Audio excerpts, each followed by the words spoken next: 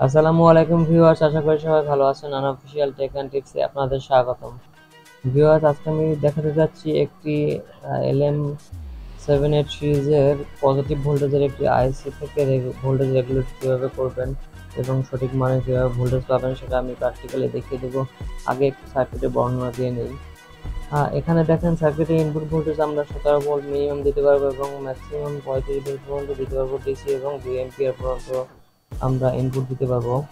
এখানে দেখেন সার্কিটের 1 নাম্বার পিনে ইনপুট হিসেবে ব্যবহার করা হয়েছে, যেটা এই প্র্যাকটিক্যাল যে আইসিতে দেখলে বাম দিক থেকে ওটাই হচ্ছে 1 নাম্বার। এর সাথে একটি 330 ন্যানোফ্যারাড অথবা 334 পিকোফ্যারাডের একটি ক্যাপাসিটর লাগাতে হবে ইনপুটের সাথে। এবং আইসির যে 2 নম্বর পিন সেটি হচ্ছে গ্রাউন্ড অথবা নেগেটিভ পয়েন্ট আমরা কানেকশন দিব, এবং 3 নম্বর পিন হচ্ছে আইসির আউটপুট এই সার্কিটের।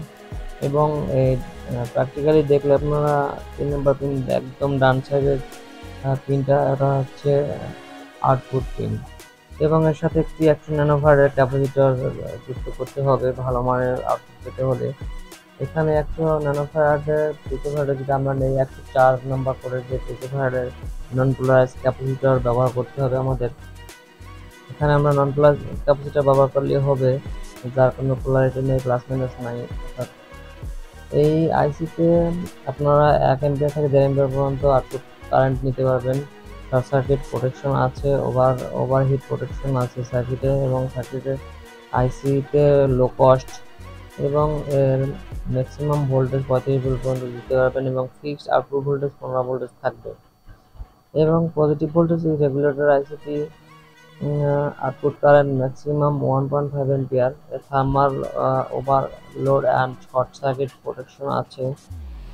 এর কি কোন কোন জায়গায় এই সার্কিটটি ব্যবহার করা যেতে পারে বা আইসিটি ব্যবহার করা যেতে পারে: voltage step down circuit, voltage converter circuit, power supply circuit, motor driver, battery charger circuit, solar power system, microcontroller related application আপনারা এই ধরনের আইসি থেকে সার্কিট তৈরি করে ব্যবহার করতে পারবেন সহজেই।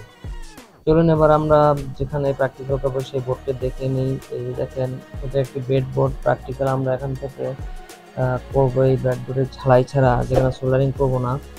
ভার্টিক্যালে যে ডটগুলো আছে এখানে সবগুলোই কিন্তু শর্ট আছে, এবং হরাইজন্টালি ডটগুলো কিন্তু শর্ট নাই, সেপারেট আছে। এই যে দেখেন প্র্যাকটিক্যালি আইসিটি দেখতে এরকম L7815CV।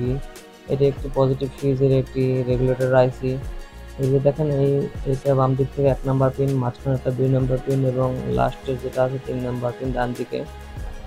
এখানে আমরা সোল্ডারিং ছাড়া বসাবো আইসিটি, মাঝখানে বসিয়ে নিলাম এই যে ব্রেডবোর্ডে। বসানোর পরে আমরা এখানে এই যে ভার্টিক্যালি যে লাইনগুলো আছে এগুলো আগে বলছি, এই যে 5টা ডট আছে এগুলো কিন্তু একসাথে সারিবদ্ধভাবে শর্ট আছে, এবং এই ডান দিক লম্বাভাবে যে বাম দিক থেকে লম্বাভাবে যে সারিগুলো কিন্তু সেপারেট করা আছে। এখন আমরা যদি ইনপুট ভোল্টেজ পজিটিভ ভোল্টেজটা দিয়ে নিই, দেখেন 1 নাম্বার পিন বাম দিক থেকে, আগেই বলেছি বাম দিক থেকে 1 নাম্বার পিন আমরা কানেকশন করে নিব। বাম দিকে লাল তারটি হচ্ছে পজিটিভ, এটা একটু কানেকশন দিয়ে নিলাম। এরপর আমরা নেগেটিভ যে ভোল্টেজটি সেটা আমরা মাঝখানে পিন অর্থাৎ 2 নাম্বার পিনে কানেকশন দিয়ে নেব। 2 নাম্বার পিনে কানেকশন দিয়ে নেব, যেহেতু জায়গা একটু শর্ট আছে সেহেতু হয়তো কম্প্যাক্ট হয়ে যেতে পারে। তারপর আমরা প্র্যাকটিক্যাল দেখে নিচ্ছি, একটু বুঝে নেবেন।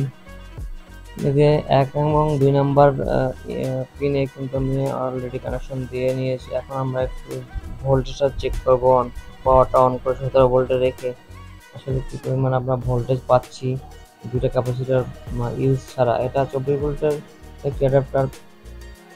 এখান থেকে আমরা 17 ভোল্ট পর্যন্ত নিয়ে নিতে পারবো রেগুলেট করে। 17 ভোল্ট পর্যন্ত নিয়ে আমরা যদি আউটপুটে মাপি, যদি মাঝখানে তুলে দেখেন নেগেটিভ পিন বডির সাথে শর্ট হয়ে থাকে, এই দেখেন 13 পয়েন্ট সামথিং ভোল্টেজ আছে। এখানে আমরা কিন্তু ক্যাপাসিটর লাগাইনি, তাই কিন্তু ভোল্টেজের মান কম পাচ্ছি, এবং ক্যাপাসিটর ইনপুটে দেখেন 17 আছে, যা আমার পাওয়ার অ্যাডাপ্টারে শো করছে ডিসপ্লেতে। এখন মিটার দেখেন 13.65 পর্যন্ত আছে। এটা আমরা ক্যাপাসিটর লাগালে কি হয়, কি পরিবর্তন আসে সেটা আমরা দেখব। এখানে আমরা 100 ন্যানোফ্যারাডের ক্যাপাসিটর প্রথমে আউটপুটে আমরা লাগিয়ে দেখব যে 104 104 পিকো ফ্যারাডের একটি নন পোলারাইজ ক্যাপাসিটর। দেখেন এই যে দেখতে এরকম, এটা দেখতে ও লাল থাকতে পারে, গোলও থাকতে পারে। এটা আমার কাছে যেটা ছিল এটা আমি আপনাদের দিয়ে দেখাচ্ছি। দেখেন 104 মানের একটি নন পোলারাইজ ক্যাপাসিটর এখানে আমি লাগিয়ে দেখব আসলে তারপর আউটপুটের কি ফল পাওয়া যায়। এই যে দেখেন আমি মাঝখানের পিন অর্থাৎ 2 নাম্বার এবং 3 নাম্বার আউটপুট পিনে ক্যাপাসিটর সার্কিট অনুযায়ী লাগিয়ে দিচ্ছি। দেখেন সার্কিট যে কানেকশন দেওয়া আছে ওইভাবে লাগিয়ে নিচ্ছি, যদিও একটু কম্প্যাক্ট হয়ে গেছে জায়গাটা নন সোল্ডারিং সার্কিট দেখানোর কারণে। তারপর একটু কষ্ট করে বুঝে নেবেন। আমি আবার 17 ভোল্টে সেট করে নেই, তাহলে আমরা কিভাবে আউটপুট দেখতে পারি একটু মিটার দিয়ে মেপে দেখব। কিন্তু মিটারে কম বন্ধ করে আমার 17 ভোল্টে সেট করা হয়ে গেছে। এখন যদি আমি এখানে মাঝখানের পিন অর্থাৎ বডিতে ধরি এবং আউটপুটের পিনে ধরি, দেখেন 14 পয়েন্ট সামথিং কিন্তু চলে আসছে। একটু কিন্তু ইমপ্রুভ হয়েছে নন পোলারাইজ ক্যাপাসিটর লাগানোর কারণে। ইনপুটের কিন্তু 17 ভোল্ট ফিক্স আছে। এখন এখানে আমরা যদি ইনপুটে ক্যাপাসিটরটি লাগিয়ে দেই তাহলে কি পরিবর্তন আসে সেটা আমরা এখন দেখতে পারবো। এই যে দেখেন এই ক্যাপাসিটরটি কিন্তু আমার সার্কিটের মান অনুযায়ী নাই, একটু কম আছে। তারপর লাগালে কি পরিবর্তনটা আসে দেখতে পাবেন আপনারা। এই দেখেন 332, এখানে 334 হওয়ার কথা ছিল, কিন্তু আমার কাছে এই মুহূর্তে নাই। তারপর আমি আপনাদের দেখানোর সুবিধার্থে এই সার্কিটে কি ভোল্টেজটা আছে এটা দেখানোর জন্য আমি এই মানে ক্যাপাসিটর লাগিয়ে দেখাচ্ছি, তাতেও কাজ চলবে দেখানোর জন্য। কিন্তু আপনারা যখন সার্কিট তৈরি করবেন তখন সঠিক মানে ক্যাপাসিটর ব্যবহার করবেন। এই যে দেখেন সাবধানে লাগাতে হবে যাতে প্লাস মাইনাস শর্ট না হয়ে যায়, তাহলে এই অ্যাডাপ্টার নষ্ট হয়ে যেতে পারে আমার ইনপুটে যে পাওয়ার অ্যাডাপ্টার। এখন যদি আমি আউটপুটটা মাপি আমি কত ভোল্টেজটা পাই সেটা আমি একটু চেক করে দেখতেছি। এই যে দেখেন 15 ভোল্ট পর্যন্ত কিন্তু ফিক্সড হয়ে গেছে। আমার কাঙ্ক্ষিত যে ভোল্টেজটা আমি চেয়েছিলাম 15 ভোল্ট, এটা কিন্তু এখন আমি পেয়ে গেছি। ইনপুটে কিন্তু 17 ভোল্ট আছে, আউটপুটে কিন্তু আমি 15 ভোল্ট পেয়ে গেছি।